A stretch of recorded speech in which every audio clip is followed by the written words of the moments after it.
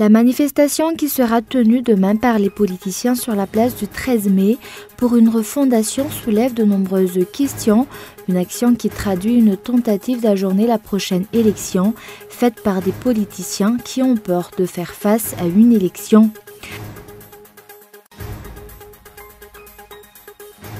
Cela fait près d'un mois et demi que les communes du district d'Atsimjan sont à court d'imprimés pour carte d'identité nationale.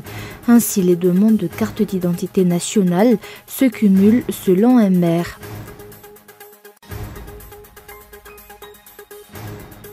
Une fois de plus, le temps monte entre Washington et Téhéran. Ne menacez plus jamais les États-Unis, a écrit sur Twitter et en majuscule le président américain fidèle à son style. Il réagit aux propos de Rouhani, le dirigeant iranien.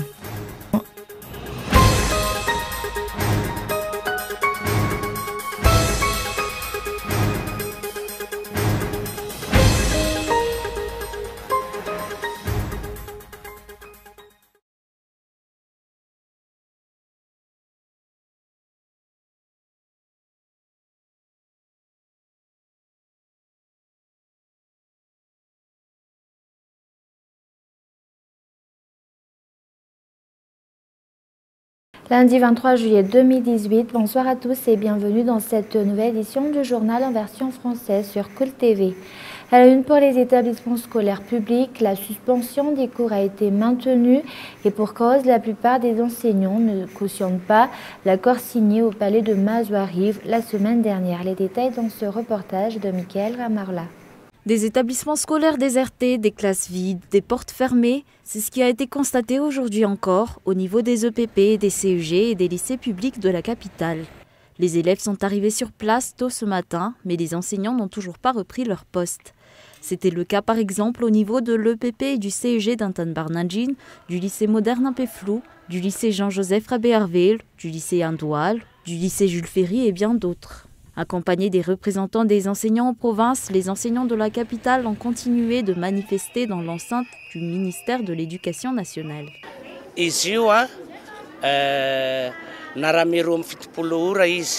J'aimerais juste demander, l'État a-t-elle répondu à nos demandes? Je ne suis pas le seul à avoir décidé de maintenir la grève. De nombreux enseignants du CEG et des lycées sont ici. Une assemblée générale va avoir lieu aujourd'hui et à ce que je sache, aucun lycée n'a repris les cours ce jour. Les enseignants en province attendent la décision de ceux de la capitale avant de décider de reprendre les cours. De nombreux représentants des provinces sont actuellement ici à Antananarivo parce que nous avons appris que des enseignants ont trahi notre cause en signant un accord avec le gouvernement. Je tiens à souligner que ce ne sont pas des personnes fiables et que ce qu'ils ont décidé de faire n'a pas été convenu par le Sampanma Nous. La grève va donc se poursuivre dans tout Madagascar. Ces enseignants qui continuent de manifester maintiennent qu'ils n'ont pas participé à la signature de l'accord conclu avec le gouvernement et n'ont envoyé aucun représentant pour cela. Ils continuent de ce fait à revendiquer leurs droits. Nous n'avons pas signé cet accord parce que les enseignants de la Grande Île ne sont pas mis d'accord sur les conditions de ce document, parce que dans une manifestation, c'est l'accord de la majorité qui importe. Nous ne campons pas sur nos positions, mais une négociation signifie que les deux parties doivent faire des concessions. Nous avons accepté de faire une concession en acceptant 100 milliards pour les 5 indemnités à payer à partir de juillet, alors que l'État persiste à maintenir le montant de 25 milliards à payer à compter du mois d'octobre. La méthode utilisée par le ministère pour forcer les enseignants à reprendre leur poste n'a pas abouti. Demain, la manifestation des enseignants va se poursuivre, toujours dans la cour du ministère de l'Éducation nationale. La manifestation qui sera tenue demain par des politiciens sur la place du 13 mai pour une refondation soulève de nombreuses questions. Une action qui traduit une tentative d'ajourner la prochaine élection faite par des politiciens qui ont peur de faire face à une élection. Reportage de Indre Arson. Des politiciens qui ont peur de faire face à l'élection font appel à la population pour l'amener à venir sur la place du 13 mai demain afin de mettre en place une politique de refondation. Certains de ces politiciens pourtant se sont déjà présentés à une élection et n'ont eu pour résultat qu'un pourcentage inférieur à 1. Le problème ne réside pas dans l'idée même d'une refondation, mais plutôt de la manière dont ces politiciens l'utilisent pour tenter de mettre en place une nouvelle période de transition pour pouvoir servir leurs intérêts. La véritable refondation consiste dans le travail que le prochain président de la République aura à accomplir. Chacun a sa version de la refondation. Toutefois, si ces politiciens sont prêts à faire face au peuple, pourquoi ne pas inclure un programme pour une refondation dans les arguments qui serviront dans la campagne électorale afin que le peuple puisse faire son choix? Actuellement, le Premier ministre Christian Tsai a entamé le processus électoral et tente de trouver une solution efficace au problème des syndicalistes, une situation qui ne convient pas à ceux qui ont peur de faire face à une élection. Si ces derniers n'avaient pas peur de faire face à une élection, ils ne tenteraient pas de perturber le processus électoral et pourtant, la majorité de la population refuse de cautionner une tentative de mise en place d'une nouvelle période de transition. Ce qui presse aujourd'hui le peuple malgache, c'est la tenue d'une élection qui permettra de mettre un terme au mandat des dirigeants qu'ils considèrent insatisfaisants. Mais également dans l'actualité de ce jour, le parti Malagasy Miramieng de la région d'Analandzuruf, district de Fénérivest, a été instauré officiellement en fin de semaine. Lors de cet événement, le parti Malagasy Miramieng a tenu à souligner qu'il maintenait les valeurs et les principes de ses débuts, ainsi que l'importance du respect de l'état de droit, de la mise en place d'une décentralisation et de la tenue d'une élection anticipée, surtout après la requête en déchéance déposée contre le chef d'État par des députés. Et comme nous l'avons annoncé dans les titres, cela fait près d'un mois et demi que les communes du district d'Atsimjang sont à court d'imprimés pour carte d'identité nationale. Ainsi, les demandes de carte d'identité nationale se cumulent selon un maire. Reportage de Michael Ramarla. Au minimum, 50 personnes par mois font une demande de carte d'identité nationale au niveau de la commune, d'après un maire. La plupart étant des personnes faisant une demande de duplicata pour perte. Le problème qui se pose actuellement, c'est que les communes sont à court d'imprimés pour réaliser cette pièce d'identité, ce qui laisse les nombreuses demandes non traitées se cumuler.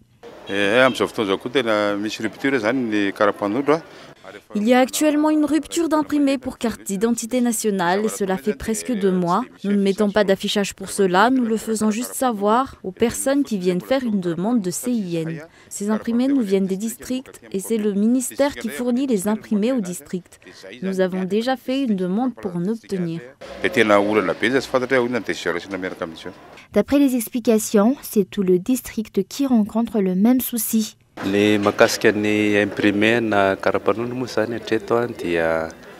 Concernant les imprimés pour carte d'identité nationale, le district est à court de stock. Nous avons déjà envoyé une demande auprès du ministère de l'Intérieur. Cette demande est actuellement traitée d'après les responsables au niveau de ce ministère.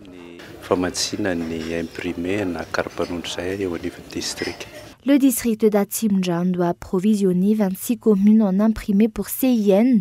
Une demande pour ces imprimés ont déjà été soumises, que ce soit des communes vers le district ou du district vers le ministère de l'Intérieur. Et pourtant, jusqu'à ce jour, le problème persiste alors que l'élection approche à grands pas.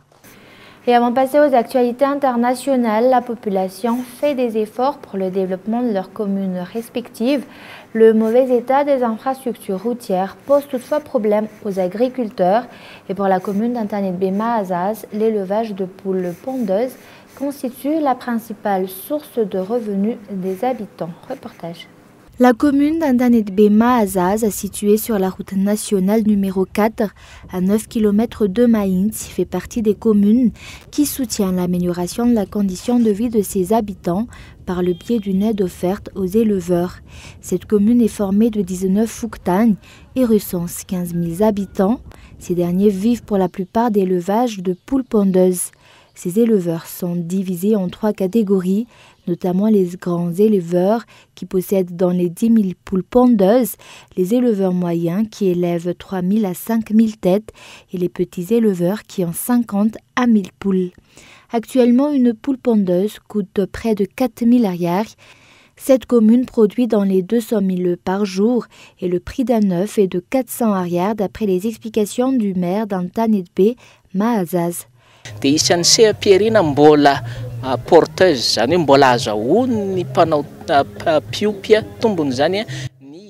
L'élevage de poules pondeuses est un secteur d'activité encore porteur, c'est-à-dire dont les éleveurs peuvent encore tirer bénéfice. Chaque foyer dispose de poules pondeuses dont l'exploitation leur permet de vivre, d'envoyer leurs enfants à l'école et d'améliorer leurs conditions de vie. Nous sommes encore en train de compter le nombre d'éleveurs dans la commune car nous avons reçu un financement de la part du GIZ pour mettre en place un schéma d'aménagement communal qui permettra d'améliorer les sources de revenus et le respect des lois au niveau de la commune. Actuellement, les principaux problèmes rencontrés par ces éleveurs sont l'insécurité, mais aussi le mauvais état de l'infrastructure routière qui entraîne la hausse du prix des œufs.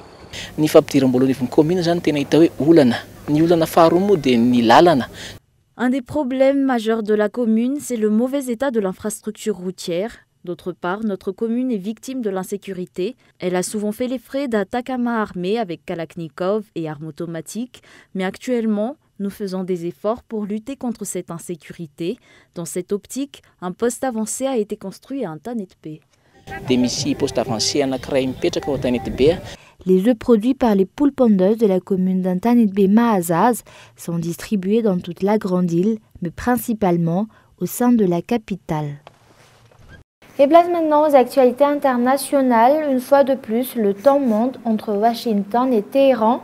Ne menacez plus jamais les États-Unis, a écrit sur Twitter et en majuscule le président américain fidèle à son style. Il réagit aux propos de Rouhani, dirigeant iranien. Reportage de France 24. Un tweet comme à son habitude. Une nouvelle fois, le président américain a choisi le réseau social pour s'adresser directement à son homologue iranien Hassan Rouhani. Ces menaces sont lourdes de sens. Président Rouhani, ne menacez plus jamais les États-Unis ou vous allez subir des conséquences que peu au cours de l'histoire ont connues. Nous ne sommes plus un pays qui supporte vos paroles démentes de violence et de mort. Faites attention. Une réponse directe aux propos belliqueux d'Hassan Rouhani. Alors que Washington cherche à bloquer ses exportations de pétrole, le président iranien a mis en garde les États-Unis, assurant qu'une guerre avec Téhéran serait la mère de toutes les guerres. Les Américains disent qu'ils ne vont pas autoriser l'Iran à exporter la moindre goutte de pétrole. Vous pensez que l'Iran est faible? Évidemment que vous ne pouvez pas faire cela. Ne jouez pas avec la queue du lion, car vous allez le regretter. Des tensions ravivées depuis mai et l'annonce du président américain de quitter l'accord sur le nucléaire iranien. Une administration Trump qui multiplie les sanctions contre les hauts personnages de la vie politique à Téhéran. Depuis la Californie, le secrétaire d'État américain Mike Pompeo a laissé entendre que d'autres pourraient rapidement suivre. Nous n'avons pas peur de sanctionner le régime à son plus haut niveau. Ses dirigeants, notamment ceux à la tête des gardiens de la révolution et de la force Al-Quds, comme Qassem Soleimani, doivent payer très cher leurs mauvaises décisions. Un discours très applaudi par la diaspora iranienne de Los Angeles. Mike Pompeo, qui a également tenu à s'adresser à la population iranienne. Les États-Unis sont à vos côtés, a-t-il lancé.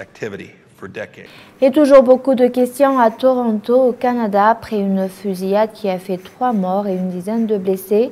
Les faits ont eu lieu en fin de soirée dimanche. Reportage de France 24. Au moins 20 coups de feu dans la nuit. Il est environ 22 h dimanche soir à Greektown, le quartier grec de Toronto. Selon Radio-Canada, une vidéo mise en ligne puis supprimée aurait montré un homme vêtu de noir s'approcher d'un restaurant et tirer à travers la vitrine. Je croyais que c'était des feux d'artifice parce qu'il y a eu une grosse rafale, puis une pause, puis à nouveau un tir. Je ne voulais pas croire que c'était vrai, je ne voulais pas croire que c'était vraiment en train d'arriver, mais on est parti dans l'autre direction. Le tireur, présumé solitaire, est mort à la suite d'un échange de tirs avec la police. Ses motivations ne sont pas encore connues. Je suis devant vous pour faire un appel. Nous recherchons qui que ce soit qui aurait vu quelque chose. Et c'est essentiel. Souvent, les gens vont garder des informations pour eux, alors qu'elles sont importantes pour notre enquête.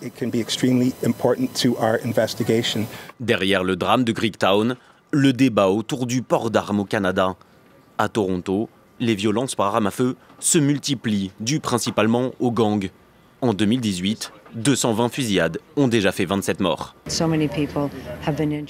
Tant de gens ont été blessés, d'autres sont morts. C'est incroyable dans ce quartier et on doit se demander pourquoi autant d'armes dans cette ville. Ce soir, ce n'était pas des gangs, mais c'était tout de même des armes. La semaine dernière, la police de Toronto avait annoncé 200 policiers supplémentaires pour les patrouilles de nuit dans les quartiers sensibles de la capitale. Et avant de se quitter, je rappelle les grands points de ce journal. Pour les établissements scolaires publics, la suspension des cours a été maintenue et pour cause, la plupart des enseignants ne cautionnent pas l'accord signé au palais de Mazoari la semaine dernière. Et cela ferait près d'un mois et demi que les communes du district d'Antimjan sont à court d'imprimés pour carte d'identité nationale. Ainsi, les demandes de carte d'identité nationale se cumulent selon un maire. Et une fois de plus, le temps monte entre Washington et Téhéran. Ne menacez plus jamais les États-Unis, a écrit sur Twitter et en majuscule le président américain fidèle à son style. Il réagit aux propos de Rouhani, dirigeant iranien. Et voilà, c'est la fin de ce journal. Merci de votre fidélité.